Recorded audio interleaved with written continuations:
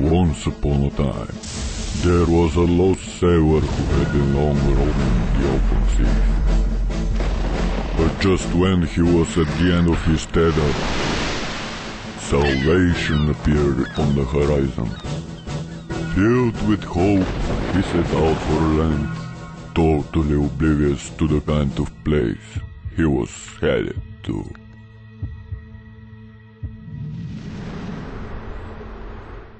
Здравейте! Аз съм българ!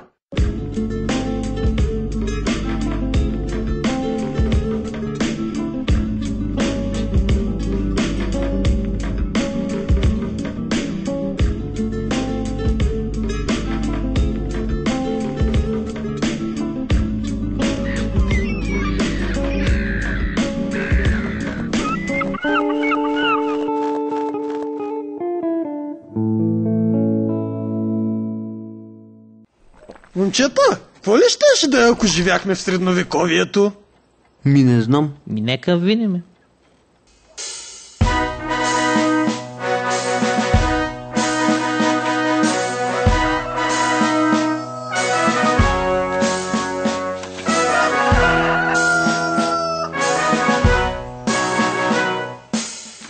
Синко, трябва да поговорим, Ръшле! Тежки времена настъпиха, Ръшле! Никой вече не купува кочета за домати, Ръшле! Храната намалява, Ръшле! Майка ти спира за тъпки, Ръшле! Трябва да замиш да търш щастие, да не станеш като баща си, бе! Ръшле! Да правя кочета за домати? Не, бе! Да бъдеш уважаван мъж като мен, бе! Виж сега! Кирпич! Ко става, Ръшле? Ай си бе! Цяло село говори за мен, Ръшле! Още ми дължи пари. А на мен ми продай едни околче за домати. Всички жени препадат от любов по мен, Ръшле! Гледай сега! Любке! Ко става, ма? Оле, бошки! Така че това ще е пътя, но и си мисля, че ще остава с празни ръце. Ето едно колче за домати, Ръшле. И не забравяй, синко, алчността преди всичко, Ръшле.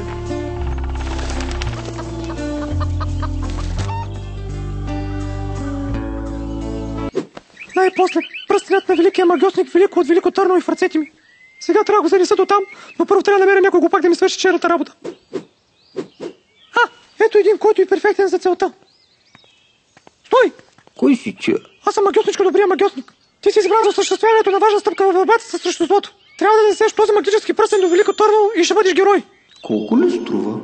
И запомни, пази го като очите си. Хайде, чао и по пътен вятър. Ще го продам за много пари. Хвана се. Всъщност този пръстен ще му направи най-великия магиосник. Но е прекалено опасно да го занеса самичък до Велико Търново. А едва ли някой ще заподозре, че е в нищо неподозиращия малумен селянин. Вижте го сам. Дребен като хобит, тъп като примат, дивен като Том Хенкс в Форест Гъмп. Докато пръстенът е в него, е в безопасност. Но само не трябва да попада в ръцете на злия магиосник Айзък. Стой! Аз съм злият магиосник Айзък. Колко пари даш за ей този пръстен? Аз нямам пари. Но ще ти дам в замяна ей той прасе. Това е специално прасе. Ще те избави в беда. Магическо е. И освен това знае 4 езика. Коничуа!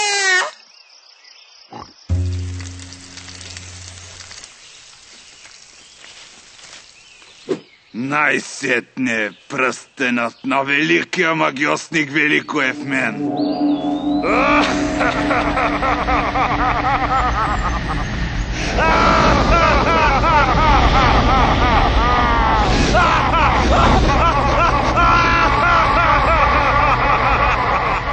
Храбрия рицар Българ, безстрашен герой е Българ. Родил се с лъвско сърце и от нищо не го е шубе. Стой!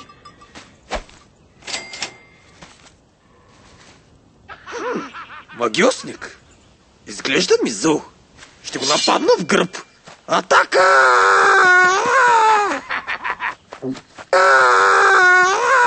Поредният рицар жаден за изява. А сега в какво да те превърна? Нещо малко и безполезно, а?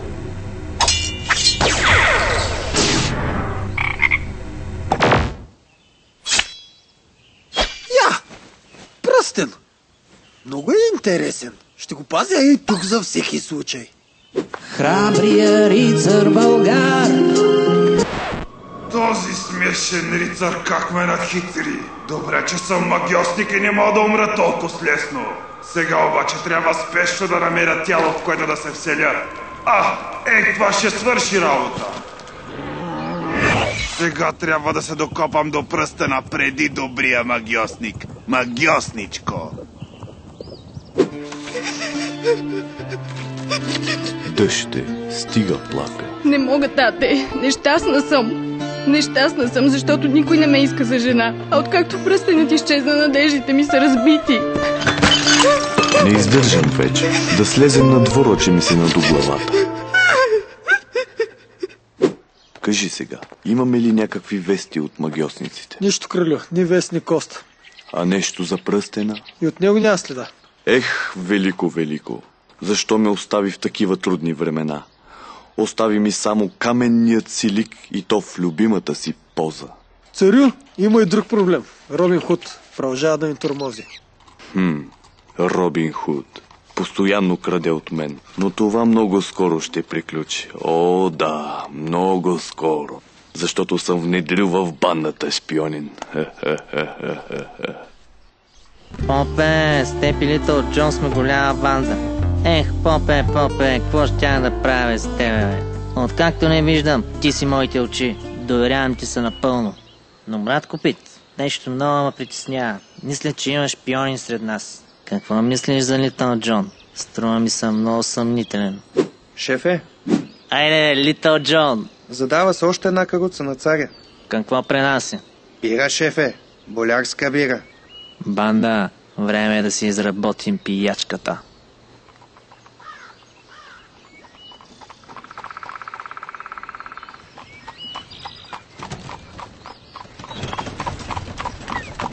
Стой!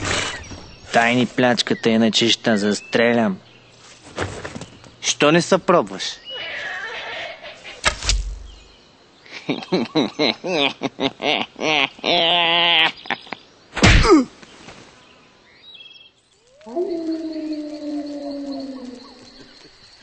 Ех, приятели, голяма сме банда. Как само го тормозим на болярина? Да, хе-хе. Как само ги обираме и раздаваме плячката на бедните нас. Много сме луди, нали, братко? Братко! Робин, мисля, че брат Пит пак е отишъл до тоалетната за няколко часа. Карай, ай ти го, че почва не шоуто на нет. Са, фащаш ли ме? Чай да отида малко по-назад. Сега, дядо, стига бе. Здравейте, вие сте с нешоуто на Сър Рицар Нет. Сега ще видите автентичен рицарски двубой с пики. С колегата ще се сбориме за тая фуста. Готов ли си, копане? Уж!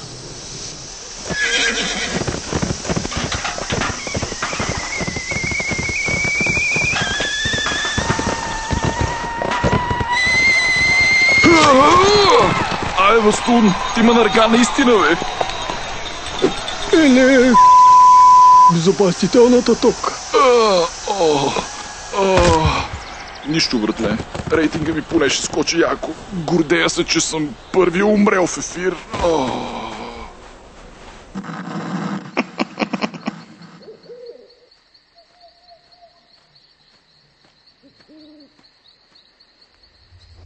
Я!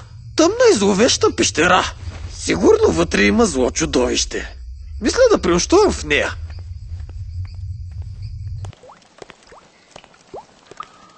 Малко е страшничко тука.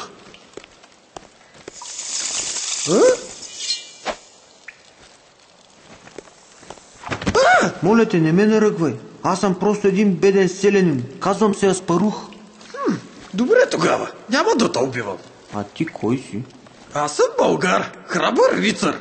Вау! Но стига приказки. Да лягаме да спим, че утре ни очаква дълъг ден. Радвам се, че срещна храбър рицар като теб. Така ще спя по-спокойно в място като това. Няма страшно. Едва ли някой ще влезе тук? И все пак нещо ми подсказва, че епизода няма да свърши така.